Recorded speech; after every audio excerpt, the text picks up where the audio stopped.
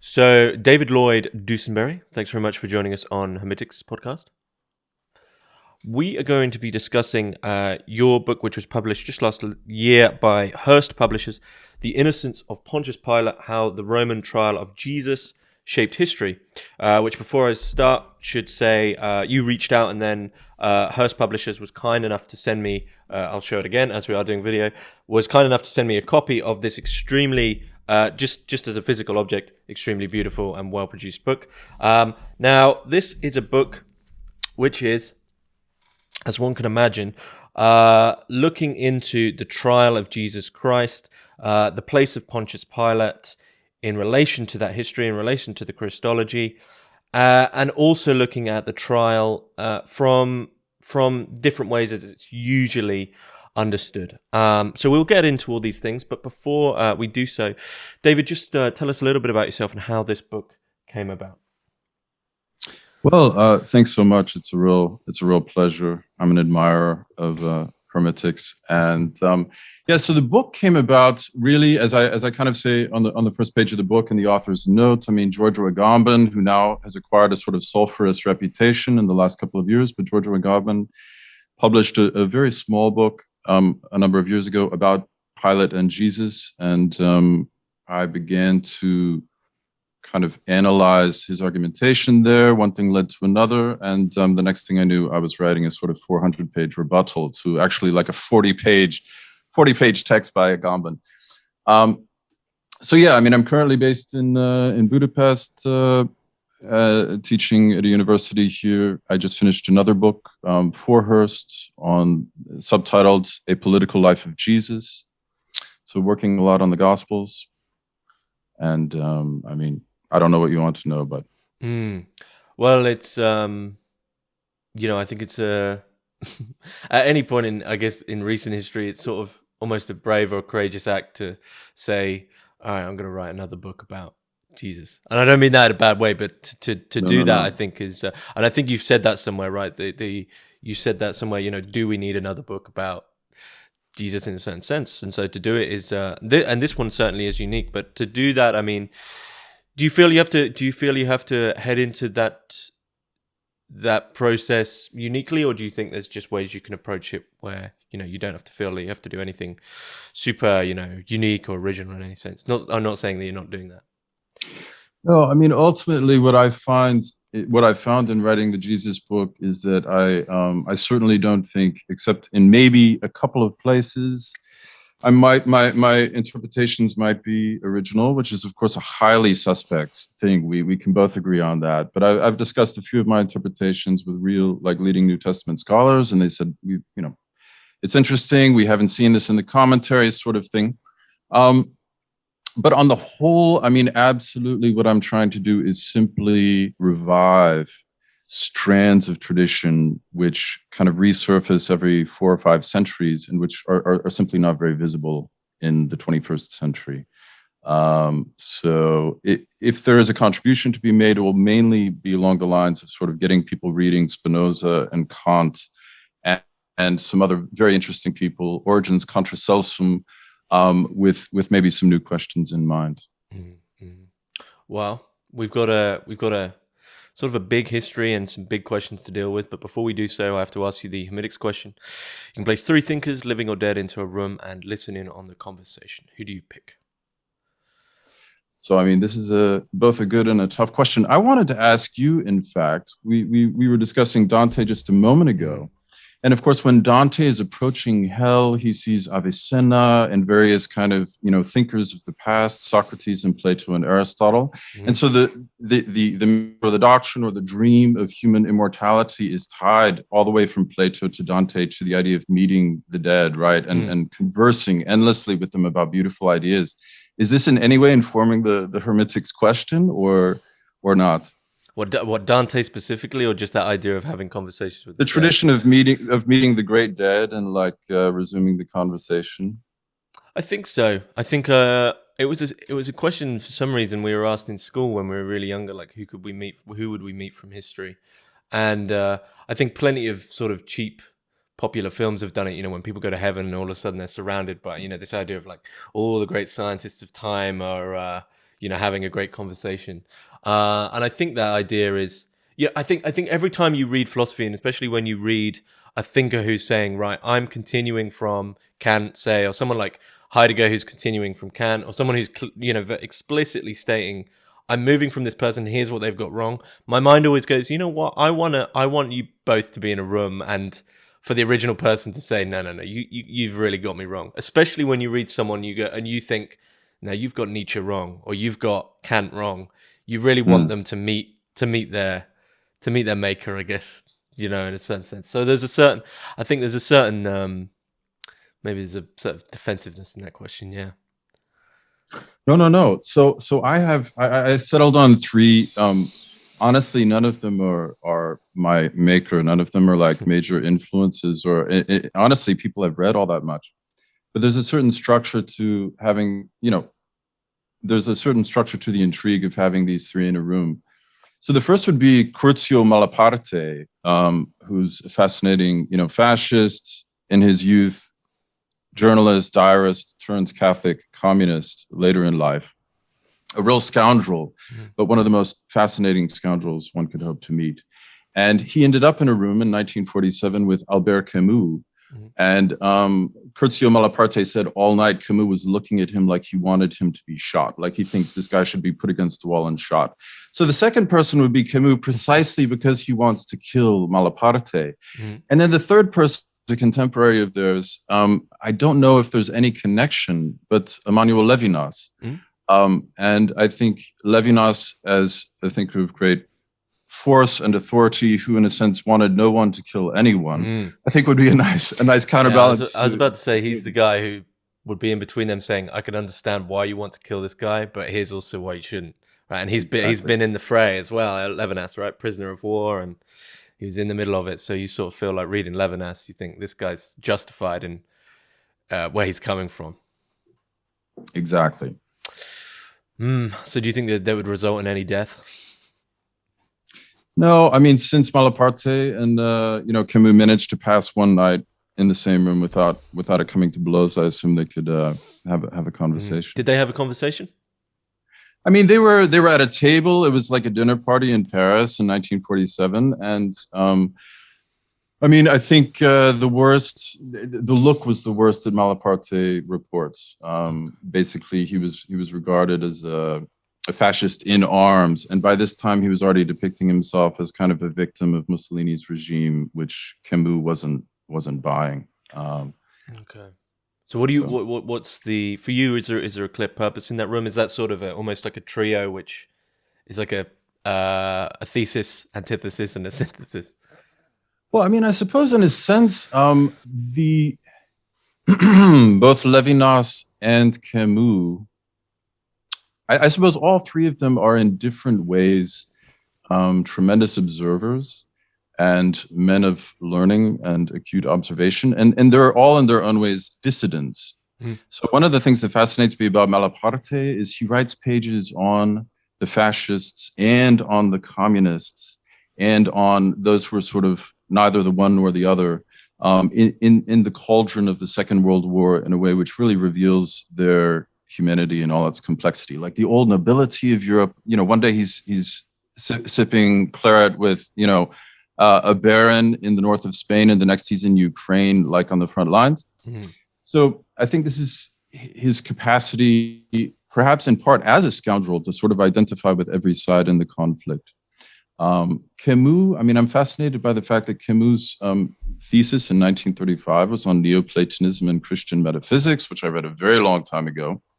Wow. But I personally, rightly or wrongly, I sort of view Camus as a sort of dissident Platonic Christian.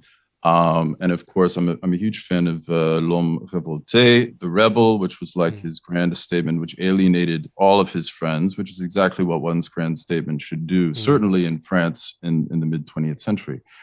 And then you already referred to the fact that Levinas, I mean, composed his first great work in a prisoner of war camp. And I'm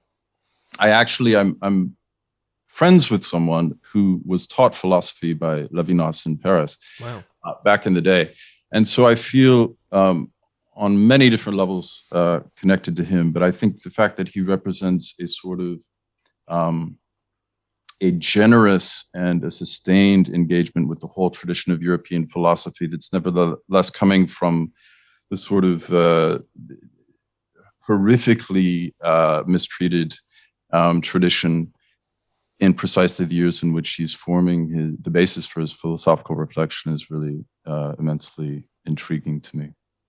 So there is something almost Pilate-esque in those people, in the sense that they've been in the thick of it. Right? There's been moments in their life where, as philosophers, and this isn't always the case with philosophers, especially a lot of recent sort of continentals from Paris, they have what's lives of what's considered, the white ivory tower academics, just in their nice little comfortable thing, and they talk about things in this sort of removed sense. So there's something there about, being in a true event in history and actually creating philosophy from that. I mean, is that something that's important for you for going into something that there's this connection to real events, to that sort of skin in the game, I guess you could say? Yeah, and I mean, skin in the game is actually an apt metaphor, since Malaparte has a book named Skin. Yeah, no, I mean, I absolutely do think that, and we can talk about this perhaps later, but I mean, the idea that ultimately truth is a kind of drama is something that's crucial to the Gospels, and I regard it as crucial to the birth of philosophy, certainly Platonic philosophy. And so in my own life, let's say, I do think that the testing that the world imposes on us in the process of kind of trying to find our ideas and our themes is something that matters a lot. But I would just say that Levinas and Camus, I think, are more Jesus figures than Pilate figures in the way they came through the war. Malaparte was maybe a bit more indecisive and capable of playing whatever part he needed to play at any point in time. And by the way, with Levinas, of course, I say this with all due respect, right? So you mentioned the idea of a Pilate figure. I guess we could begin from how do you see Pilate? Before entering into this book, as your conception of Pilate changed as a figure in history, and how do you see him? Because the idea of innocence for you is a very obviously, considering the title of the book, it's a turbulent subject. It is. It's a deep and consequential one. I mean, I think I fundamentally see Pilate as a relatively reasonable functionary. So, I mean, we could talk much more about this, but I mean, his behavior, I try to argue, not so much in this book, more actually in the book about Jesus forthcoming. There's a cliche in the modern commentaries that the depiction of Pontius Pilate in Philo and Josephus is radically different from the depiction in the Gospels. I actually argue that the three depictions are congruent, and I would go further and say that the depiction of Pilate in the Gospels is relatively congruent with the depictions of other Roman magistrates in Acts, which of course is connected to the book of Luke. And also in certain early texts, such as Pliny's letter to Trajan. There's a chapter on this in the book. But basically, Pliny is not especially keen to execute Christians. And he seems rather detached from the whole process and even willing to release them. But in the end, he ends up killing them. This is kind of the mood in Pliny's tribunal. And it seems to me that we can see something similar with Pilate, that he is certainly cynical enough to kill someone he repeatedly says really should not be put to death according to his understanding of Jesus, actions and claims and the Roman legal system. We can talk about that. But he's not especially exercised either way. I mean, he's willing to put up resistance for a while, and this is actually the sort of thing we see in Philo and Josephus, that he kind of pushes the crowds in Jerusalem, and he creates a certain amount of agitation in Jerusalem, and then he nevertheless ultimately yields. And this seems to me what we find in all four passions. So you think really that the elements of Pilate's character where one might find sympathy for him in the sense of this pushing back, in the sense of an understanding of who Christ is, you think these are just part of a sort of a judicial function that he's using to sort of ease the process, ease the view of the Romans, and to sort of ease the situation entirely, but ultimately he is mostly just a functionary who somehow ended up, suffered under Pontius Pilate, is now, known to all, well, at least to all Catholics and all Orthodox. So, yeah. I mean, the argument I make in the forthcoming book is that Pilate, I actually quote in the book titled "I Judge No One," which is out in November and has a good cover as well, by the way. But I quote a 4th century African priest who's a friend of Augustine, named Quod Deus, which is a great name, what God wills. And Quod Deus asks during one of his sermons, who is this young man who confused Pontius Pilate? And I kind of take this as a bit of a guide word to interpreting the canonical passion narratives. And it seems to me that basically a rather specific charge is brought against Jesus, which we can discuss, that of being king of the Judeans, king of Judea, which was actually a very politically determined and legally meaningful claim. And this was not Jesus' claim for himself. He himself never claims directly to be king of the Judeans. We can discuss why that might be. But he also is unwilling to refuse the title. And so Pilate, I think, is left in a very difficult position because he knows if Jesus is straightforwardly a seditious kind of claimant to a terrestrial kingdom in Rome, Judea, then he needs to be crucified. And of course, there's a long tradition arguing that that is exactly what Jesus is. The Gospels present him as something very different, of course. And I think one need not be especially credulous or sympathetic to Pilate to recognize the fact that purely on a sort of institutional level, he might not be convinced that he was face to face with a typical sort of claimant to the Judean throne, which was at the title King of the Judeans was a Roman title granted to the Herodian dynasty. So Jesus would have been directly sort of legally claiming to be a successor to Herod the Great in order to claim this title. But Christ himself doesn't claim that. That comes from sort of from the people. Yeah, so he is acclaimed. He is acclaimed as the King of Israel, especially in John. And the King of Israel, one of the commentators points out, this is absolutely correct, that the King of the Judeans is a non-Jewish, a non-Judean way of saying King of Israel. And so this was actually a title that the Roman Senate bestowed on Herod the Great. And we can, anyway, there's a lot that could be said about this. But no one was King of the Judeans when Jesus was put to death. So the title was only revived about a decade after his crucifixion with Herod Agrippa.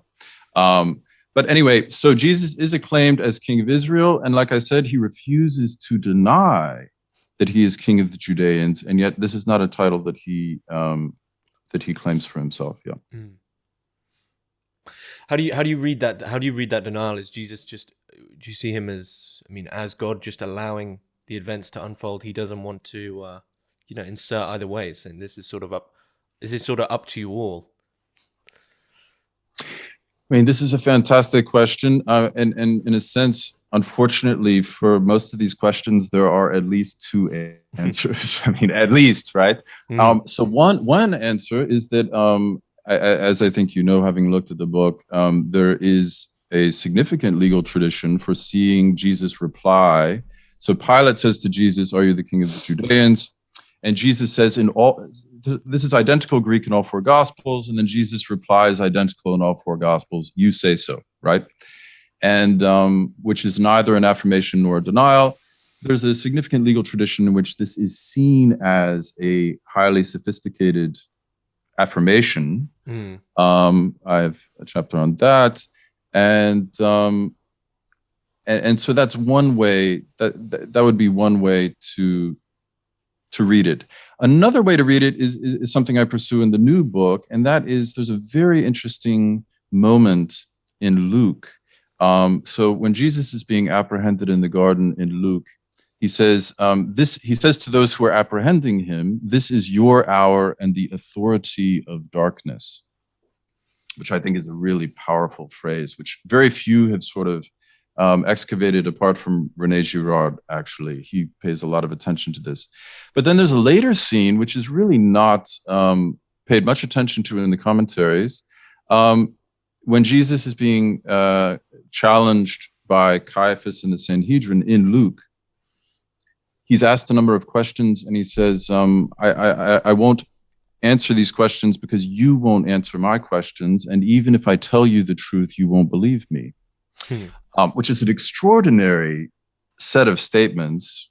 And so I do think as well, in addition to, let's say, the mystical or the theological, the metaphysical, the providential sort of layers of meaning, strata of meaning that you were evoking, I also think that one can determine or discern a kind of really hard-headed institutional aspect to the drama, that Jesus simply realizes it's pointless for him to open his mouth. And he said, "Be wise as serpents and harmless as doves." And he is wise enough in the serpentine sense politically to simply let the process, which is predetermined, run its course. And this is something that, really where your book begins. It's a super interesting way of looking at it, because it's obviously not emphasized, especially in liturgies in the church in a certain degree. It's the idea of, we sort of overlook the fact that it is a trial. It is a proceeding. It is a legal thing that's happening here in the worldly sense. And I guess a couple of questions from that. I mean, one, why have we overlooked the fact that the trial of Jesus is this legal proceedings? And two, how does this sort of alter our perspective of it when we say, well, actually, everything we know aside, what's happening here is really one of the first and most important historical documentations of a whole legal proceeding, and how it's undertaken and what happens in the end. These are fantastic questions. So to the first, why we have overlooked, I mean, in a sense, as we'll, I'm sure, discuss in a few moments, the argumentation of the book is somehow tied to the history of secularization. Mm-hmm. And to some extent, I would say our forgetting of the sort of legal character is tied to the history of secularization, because even in the early modern period where the book ends, lawyers and theologians were absolutely familiar with every word and every turn of phrase in the Passion narratives.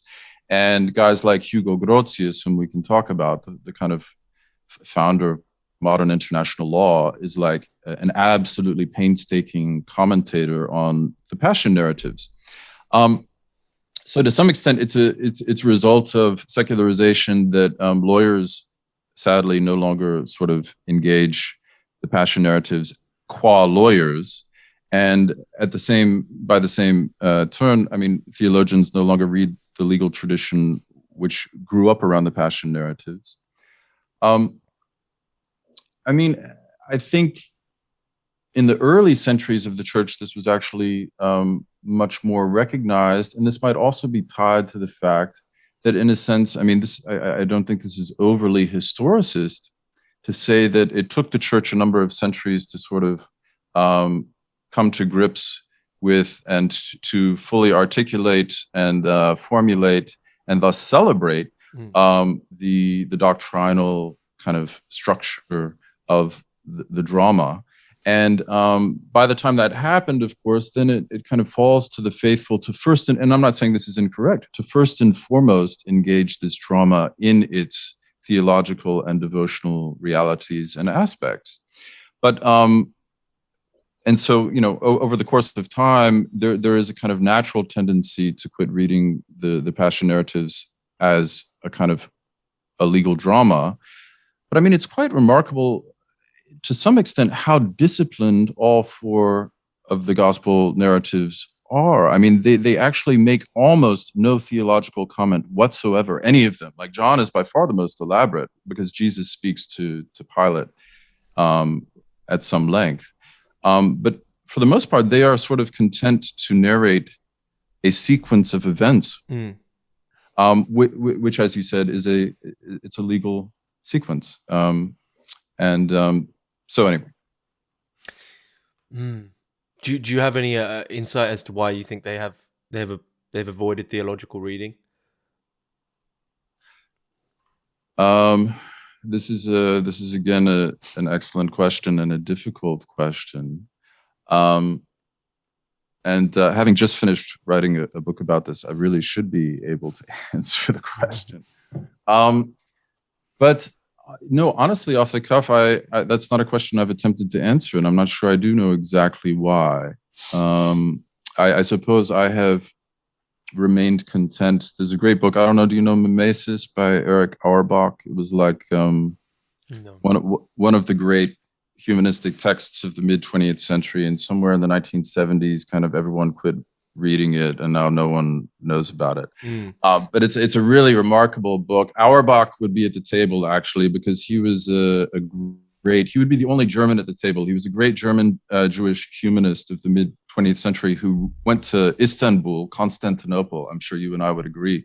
Went to Istanbul and like wrote this magnificent 600-page book about European literature during the war years, which is Mimesis.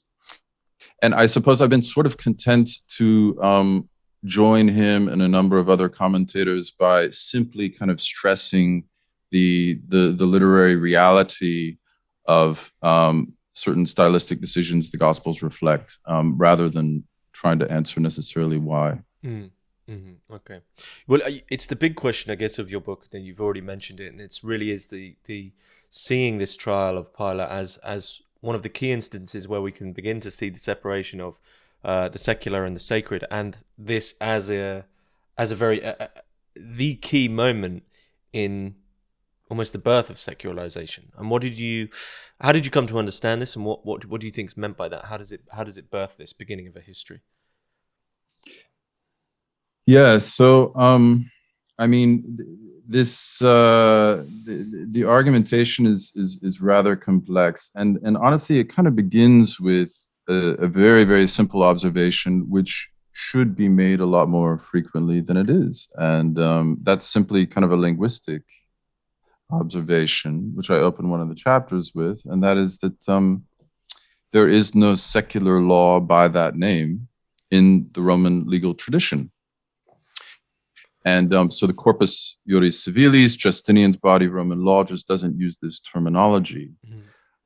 Interestingly, where it does begin to show up is in the novels, so-called the novellae, promulgated as sort of new addenda to Roman law by Justinian, who is, of course, a Christian emperor, and he's legislating for the churches and for the monasteries. And suddenly he starts using this word secular a lot.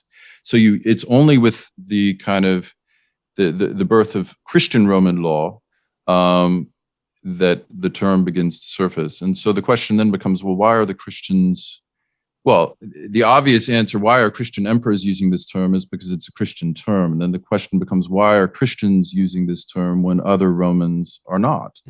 And that is really the sort of set of questions that led me back to the Gospels and to Acts.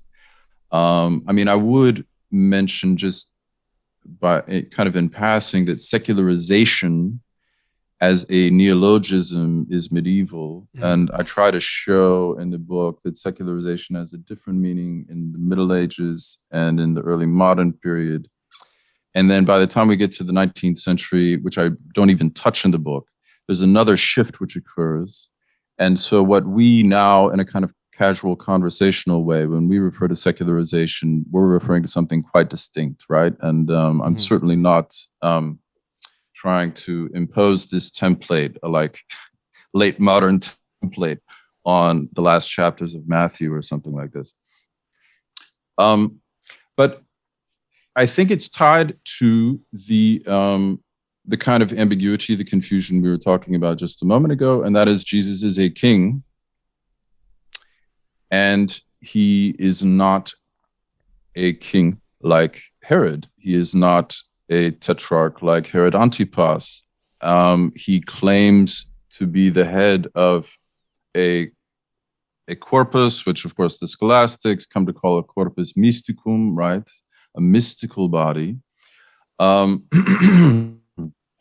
And this body has its laws and it has its order, but the laws and the order are not political in a classical sense. And basically, I try to show that this idea of a kingdom of heaven, which is what Jesus calls his kingdom in Matthew, is something for which there's basically no precedent in the literature. And the kingdom of heaven is one way or another related to what Christians come to call the ecclesia, and thus, well, even in Latin, right, the ecclesia word is carried over.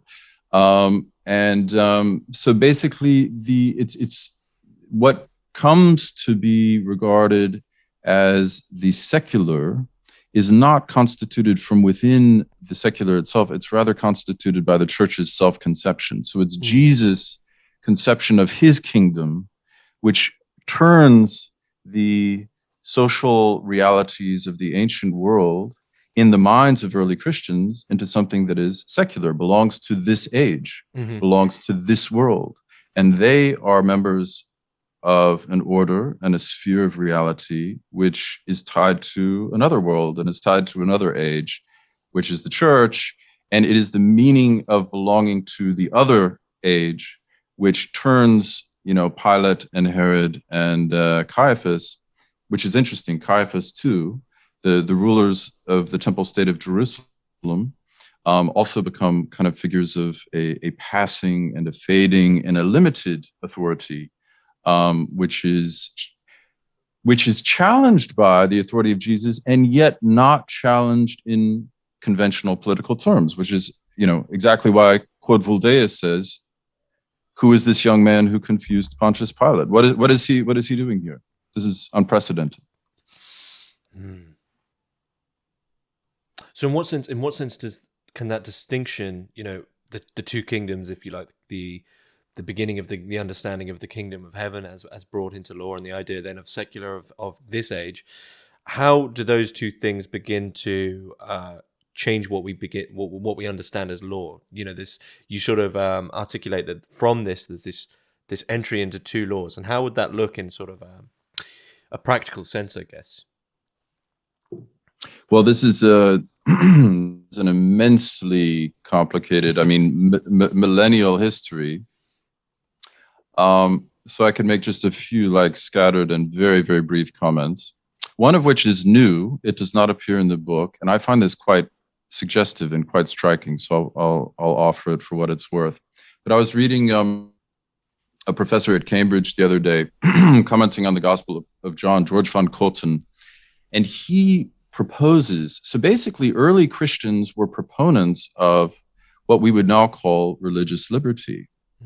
And which was a position that basically no one held except maybe some philosophers, but basically it was a rather strange position to take.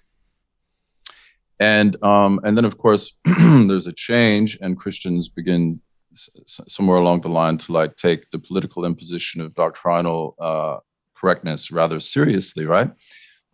So George von Cotten points out that there's an argument to be made that basically Julian's reactionary regime, his attempt to restore the sort of pagan dominance in the middle of the 4th century, is a watershed for Christians. Before Julian, Christians were kind of content to uphold their culture of religious tolerance. And after this attempted restoration of the pagan Ancien Régime, the Christians said, look, we have to be a bit more hard-headed about this. And as a matter of fact, much more could be said. As a matter of fact, it's in the latter part of the 4th century, so it's after Julian, that Christian emperors begin to really come down on dissidents and schismatics and so on and so forth, and pagans. And of course, this is also the beginning of a very long and tragic history of, formal governmental Christian hostility to the Jewish minorities in the Mediterranean and later in Europe. Okay, so but in the book, I guess a couple of points in time that I look at. One is a number of letters from the African Pope Gelasius I, who I kind of stress the fact that, like Augustine, he uses a lot of Augustine, and I stress the fact that, like Augustine, he's an African. I sort of suggest in a way that I don't entirely kind of nail down, either theoretically or in an archival sense, but I kind of suggest that certain aspects of the religious and political history of Roman Africa might have influenced the way that they saw the relation of church, so ecclesia and imperium. But Gelasius indicates in a number of letters, which have like massive importance in the Middle Ages, that there are two ways of governing on earth. And this is, the Latin phrase is duo sunt. There are two ways. So this would be one of the first kind of inflections and articulations by a head of the church writing to a head of the empire. And the theological rationale that Gelasius uses is actually rather intriguing. He says that the separation of powers, the distinction between secular negotium and Christian celebration, is in the interest of humility, and that there's a sort of hubris which comes with the unity of the highest sacred and highest secular offices, which he regards, and this is something we've forgotten, he regards this, what we would now call, and I have friends who would describe themselves as integralists. So, but anyway, what we would now call integralism or monism, Gelasius, no postmodern, right? Fifth century, late 5th century Pope, he says this is how humans have always organized themselves. The pagans did it, and it's something about the coming of Jesus which sort of distinguishes the two highest offices at the human level, because of course at the highest level they're united in Christ.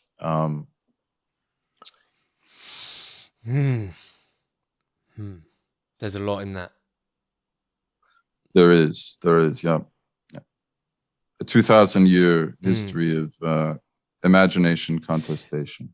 Is there? I mean, I'm imagining there isn't, and I mean, of course, this is outlined in the book. But do you see a sort of progression throughout history in relation to our understanding of Pilate? Do you see, a sort of trajectory that's been taken, or has it always been this almost like a back and forth and up and down relationship with this figure? So, I mean, I definitely, there's no straightforward progression in the sense that I think the different traditions of Pilate as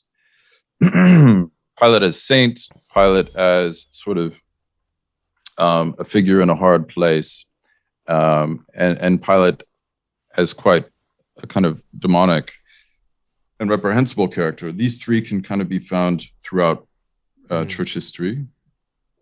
I guess a fourth would be added in the 20th and 21st century, which is increasingly, I mean, you and I know that Jesus suffered under Pontius Pilate, but actually a lot of people now don't know that.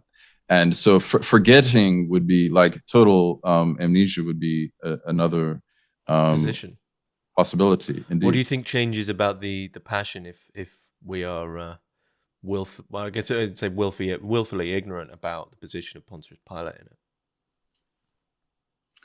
So what is different about the the passion narrative in terms of Christ's suffering, going through the trial? What changes if people certain believers are to sort of almost erase, as you said, just forgetting about Pilate and not playing a big role in it? Well, I wasn't referring to believers there. I mean, I was referring to just sort of cultural memory on a grand scale, right? Okay. Yeah. No, I like to think that most believers still hear the name, right? Yeah. and can place him. I mean, so I suppose the greatest threat, one can say historically, the greatest threat in the exculpation of Pilate is the undue and indefensible inculpation of the Judean authorities, who are often conflated with the Jews, right? In a complicated way we can discuss, a complicated and unsavory and lamentable way, exegetically indefensible way. So this would be, I think, the primary danger historically in not reckoning with his hand in Jesus' death. I mean, actually, now you come to think of it, I wish I'd put this in my questions before. I mean, the name's already come up. You mentioned René Girard, and I've done some talks on René Girard's I See Satan Fall Like Lightning, which is just this fantastic, beautiful book. But I mean, in a way, actually, a lot of what's happening in terms of there's this understanding behind Pilate, this sort of like very human, quite ironically, especially in relation to your next book that's coming, I Judge No One. There is this behind Pilate, this idea of judgment, of blame, of right, we need to point a finger, like this event has happened, we understand that it's bad, we understand it's terrible, it's been a trial and someone's been condemned, someone needs to be held accountable. And it's actually quite Girardian in many of the cases of where the responsibility is shifted from Pilate, and as you say, at certain points it's the people, the masses. At other points it's the elders. At the other points, of course, it is Pilate himself. And at other points it's all over the shop. And there's basically this constant moving of, well, the blame needs to be there. And I guess one question is, what do you make of this blame in general? This, like, someone needs to be held accountable. And two, do you think there could ever be a point within this narrative where perhaps no one is actually held accountable? This is a fantastic question, and I mean, there is a chapter which in a sense is devoted to answering it. With the subtitle is quite provocative, and it's intended to be "Why There Are No Christ Killers." And basically, I argue there that throughout the New Testament there is, I mean, let's put it this way: both in Paul, the Gospels, Acts. Or certainly in Luke, Acts, and Paul, there is a kind of consistent distinction made between the killing of Jesus and the killing of Christ, even though, of course, it goes without saying, Paul and the author of Luke, Acts believe and are willing to die for their belief that Jesus was Christ. Mm-hmm. And this is what precisely makes it so interesting, that believing as fervently as they do that Jesus is identical with the Christ, they nevertheless take care to say those who killed Jesus, while not entirely innocent, are not guilty of killing one they knew to be the Christ. So 1 Corinthians 2:8 is a really fascinating verse. I'm trying to think whether Girard comments on it. I'm sure he does, but I've actually been reading, I See Satan Fall Like Lightning quite recently, and I don't recall him kind of turning to this verse. But Paul says, if the rulers of this age, which is, what becomes aion here is what becomes saeculum, which becomes saecularis, which becomes saecularizatio, the rulers of this age. Mm-hmm. If the rulers of this age had known that Jesus was the Lord of glory, they would not have crucified him. Mm-hmm. So there's this very, very strong point made by Paul that the Lord of glory was crucified. Jesus was Christ. And all those who did it did not know he was the Lord of glory. Mm-hmm. And then I kind of show that this is not some sort of weird comment that Paul makes. This is actually something we find very consistently in Luke, Acts. And, a larger discussion could be had. So in terms of the innocence and guilt of all parties, I would say that one can argue quite vigorously that in the New Testament, all who were involved, Herod Antipas, in Luke, right? Pontius Pilate, the crowds, and you're absolutely right to distinguish the crowds of Jerusalem from the, temple aristocracy. So these are kind of the four parties which were involved, and all of them are exculpated of knowingly and intentionally crucifying Christ. Mm-hmm. So there's this bedrock of innocence, actually. And yeah, they are inculpated. I mean, Peter says in Acts, look, you knew this guy was a prophet and he was attested to you by good deeds, and nevertheless you put him to death. And this falls into the ancient history. Jesus talks a lot about the deaths of the prophets, right? The ancient history of prophets coming to a hard end. And this is John the Baptist, right, is a prophet who comes to a hard end in all four gospels. So Jesus fits in this history, and the guilt that all human collectives have for giving witnesses to the truth a hard time is a tradition that both Jesus and John then fall into, which in the forthcoming book, I try to show that this is, and a lot of church fathers argued the same thing, the fate of Hebrew prophets and the fate of Greek philosophers, Socrates, Pythagoras was executed according to some traditions, are actually sort of related. So it's not only the guilt of the deaths of prophets, but like the deaths of those witnesses to the truth in a broad sense that we. Okay. Yeah, that makes sense. That makes sense. So it's really it's a guilt. It's a guilt of the flesh, and so it's a guilt of Jesus and not of Christ. Yes, yes. So I think one can say certainly in Paul and in Luke Acts, no one is guilty for killing Christ. So I was trying to think there of figures. I mean, in a certain sense, the guilt relating to Christ is after the fact. You know, you have the Roman who spears his side and then understands what he's done. But of course, I guess the only figure we could say who is understanding in the moment what is truly happening, other than the apostles who are true believers, we have the good thief, who does, he recognizes that the man to his right is God, and asks for full forgiveness and becomes the first Christian. So it's all sort of in retrospect and with regard to that distinction of the secular and the sacred. This is a fantastic point about the repentant thief. I would only add, I mean, I don't want to stress this too much, but it's not entirely clear that even the disciples really understood what was happening. And one point I would like to make before we go on is that in the gospel accounts of Jesus' Judean trial before Caiaphas and Annas, the synoptics are actually far more interested in talking about Peter's denial. So this is really the center of the drama, every bit as much as Jesus' condemnation. But anyway, yeah, this is a group of like really fascinating points. Yeah. So when I mean, I know you didn't want to expand on it too much, but I'm going to ask you to expand on it. When you say the disciples didn't really know what's going on, do you think it was it's almost a case of how could this happen? A complete sort of confusion with regards to the events that have unfolded.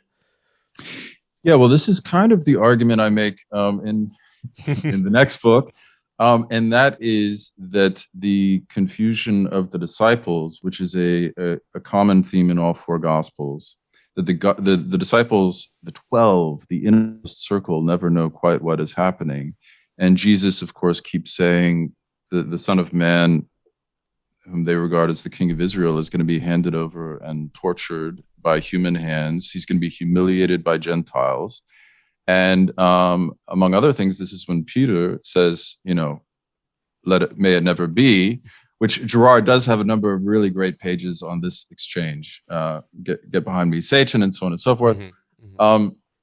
But I mean, John is also especially clear about the fact, I mean, we have the disciples on the road to Emmaus. It's only after Jesus explains to them what has happened and sits down with them to explain from the scriptures and then leaves that they begin to realize the drama that they've been a part of. And John really thematizes like after the resurrection, the disciples remember that Jesus had said so and so.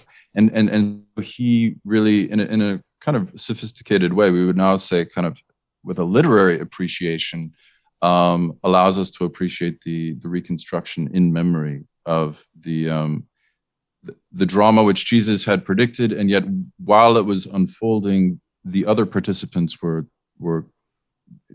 unable to recognize what was going on. So one thing we haven't touched on Though actually, thinking back, I mean, I'm not sure you touch on them on the book, but I mean, one thing maybe to bring in, if I'm assuming you probably have spent a little bit of time with the Gnostic Gospels at all. A little bit, yeah. Yeah. So the only thing I have friends who like really know this stuff properly. The only thing I would bring in there is that, you know, the Gospel of Judas and the understanding from that gospel, which of course is unorthodox and heretical for many people, but the understanding from the Gospel of Judas that Judas did know, right? It was, the task was given to him to do that, and so he had a knowledge of what was probably not a knowledge of what's happening in the grand scheme of things, but he certainly was, you know, he was given that task of disobeying his master and giving him over.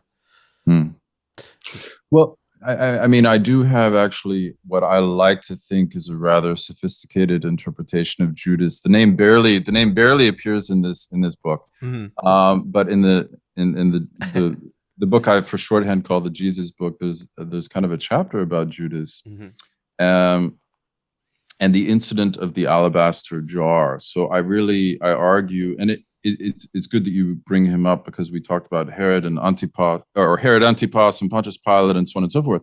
But there is no passion without Judas. And the Gospels make clear that Judas actually sets the process in motion. So he goes to the authorities rather than the other way around. And my interpretation of the scene with the alabaster jar where Jesus is anointed and this extremely, like, exorbitantly expensive perfume is lavished upon him to prepare him in a mystical way for the end of his life, outrages and confuses Judas. And it is, in a sense, precisely because Judas can no longer reconcile this scene with the idea that Jesus is the chosen one, that sort of drives him to make a deal with the devil, as it were. I mean, you know, there's a monetary exchange, and this is a quite interesting aspect in its own right. So I think, at least within the narrative frame of the four canonical Gospels, it's precisely a kind of, one could say perhaps, a disillusionment of Judas, rather than a sort of devout willingness to act. You know, Jesus says, "Not my will, but thine," right? There's no indication that Judas was also submitting to a kind of higher will in setting the wheels in motion. Okay. Well, one big thing I think we should touch on. I mean, you spend quite a bit of time on it in the book. Is, you know, jumping back to Pilate and the trial, is Christ's confession to Pilate. And so, what is your understanding of this in the book? Yeah, so I mean, on the one hand, not to complicate matters too much, there is no explicit reference to Jesus' confession in the Gospels, right? So it's in First Timothy that there's this kind of stray reference to Pontius Pilate in the pastoral epistles. And then it's Hugo Grotius, whom I write about, this great legal thinker of the early modern period, who kind of identifies a certain line of Jesus with this confession in First Timothy. But let's say within the context of First Timothy and within the Gospels as such, we can come to no determination what this line is referring to. So Grotius thinks when Jesus says, "My kingdom is not of this world," he's making good confession before Pontius Pilate, which is what the author of First Timothy, whoever that was, ascribes to him. So basically, I mean, what do I think it means? I suppose I mentioned earlier that I don't make many original contributions, but I might make a few, and one of them actually is having to do with this verse. So there's a huge debate in modern New Testament scholarship whether John knew one or more of the synoptic Gospels, and the majority opinion, which I regard as quite mistaken, is that he did not. And the minority opinion, which it just so happens is named for my alma mater, the University of Leuven. So the Leuven thesis is that John knew and used at least one of the synoptics. I think this is most certainly correct. And if one accepts that John is kind of commenting upon and revising and re-elaborating his vision of Jesus' life in reference to the synoptics, then I think one could argue that the thematic in all the synoptics about this age and the age to come, which is kind of a horizontal, in structural terms, this is a temporal and a horizontal contrast. We have this age, and then kind of on the same plane, there's an age to come later on. My argument is that the language of this world and not of this world. So Jesus comes into this world from God, right? And he leaves this world to go to God. And then he says, my kingdom is not of this world. So basically, my argument is that John is kind of translating the Synoptic Gospels aion, age, into his own terminology and vocabulary, which is cosmos, world. And in that case, Jesus is saying, my kingdom is not of this world age. It is here, but it's not of this world age. What is happening in the church is something that belongs to the end of the world. It belongs to a future age in which, God's will is done on earth as it is in heaven, and so on and so forth. And so in that case, John 18:36, the Good Confession for Pilate can sort of be retranslated from Johannine terminology back into synoptic terminology. And then one has a kind of historical vision of what the church is and why the church does things differently, and why, in a sense, the church can do things differently and acknowledge the legitimacy of what the state does in its own way, right? I mean, and then this is a kind of line of interpretation that gets picked up in the late Middle Ages by guys like Marsilius of Padua, like him or not. He kind of makes very clear that certain authorities on earth deal with order in terms of this world age, and other authorities on earth deal with this world in light of a different world age, which is after the cyclum, after the present age. Okay. Is there anything you'd like to add in about your book, just at this juncture, that you feel is key, that you feel we might have glossed over? Of course, there's tons and tons of peculiar excerpts from history about Pilate that people probably never would have heard of. The Acts of Pilate being a very clear one. But is there anything you'd like to add in? No, I mean, I'm curious. I mean, what you said you liked a couple of pages on Dante, and I'm kind of curious what aspect of Dante. Yeah. Well, I haven't spent too much time with Dante, but I enjoy enjoying the Inferno, and that I just hadn't come across that reading before. That Dante. So as I understand it from memory, just from reading your book, the reading is that Dante sort of pauses before this person that he then says that he recognizes, and some people have come to understand that this person is Pilate. Not fully in hell.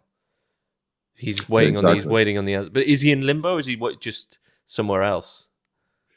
No, it's not exactly limbo, but it's like the outskirts of hell. It's kind of like the suburbs, in fact. Yeah. So, I mean, he is being tormented, but he's not in the place of the damned. So, I mean, linguistically, he's in limbo, but he's not in like a special place for infants, he's not in a doctrinally defined limbo. Let's put it that way. You think that reading comes from the fact that Pilate arguably didn't consciously turn away from Christ? Well, this is exactly so. Those who have seen Pilate in this figure, Dante sees one who made the great refusal out of cowardice, and then il gran rifiuto. What is the great refusal? And I've said the great refusal is this kind of incapacity to either release Jesus or to sentence him. So this would be the basis of the interpretive tradition I'm attacking. And I try to show that if you read other Dante texts, including the Paradiso, and certainly his text on the monarchy, that basically it's very clear that for Dante, Pontius Pilate sentenced Jesus, and it's only because the Roman prefect pronounced a sentence that Jesus redeemed the world. And so if this is what Dante thinks, and it is what Dante thinks, then surely he cannot subscribe to the idea that Pilate was unable to sentence Jesus. So I kind of try to lay to rest the idea that wherever Pilate may be, I try to lay to the idea that Dante himself places him in the suburbs of the Inferno. Mm. Where do you think Pilate is? Oh, well, I mean, I must say, I mean, this hasn't really been stated, but I'm first and foremost a philosopher, right? I'm emphatically not a theologian. And probably most historians would be a bit suspicious of me as a historian. So anyway, so by formation, I'm a philosopher, and I certainly have to say I do not know where he is. But it is not my place. It is not my place. However great his guilt, right? Which I try to stress in keeping with Augustine of Hippo, the great hope and mystery of the crucifixion is that great sins can be forgiven. Getting back to the repentant thief. So yeah, it's certainly not my place to comment. Okay. We'll leave that one open ended then. So I suppose I suppose it would be good in some future age if Pilate and I run into each other. Actually, you know, I mean, getting back to the Hermitics question. What would you ask him? What would you want to know?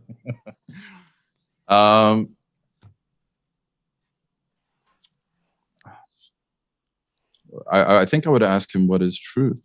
You know. What do you think you'd say? Well, of course, he had no answer when he was in this dimension, and Jesus declined to take the question seriously, although we could talk about that. And so one can only hope he knows more about that now than I do, but I have no idea. I have no idea what he would say. Okay. Well, we've mentioned it quite a few times. Tell us about this new book of yours.